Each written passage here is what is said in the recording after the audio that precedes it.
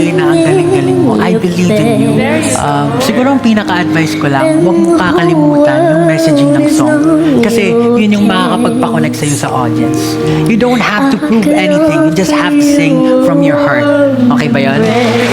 Okay, we'll work on everything together and for sure mag-enjoy ka sa journey. Coach Pablo is very nice and kind. He gives us really good advice in singing and so pogi. Sometimes I get starstruck while singing when he's in front of me. That's why I have a really hard time. I can almost see it, that dream I'm dreaming, but there's a voice inside my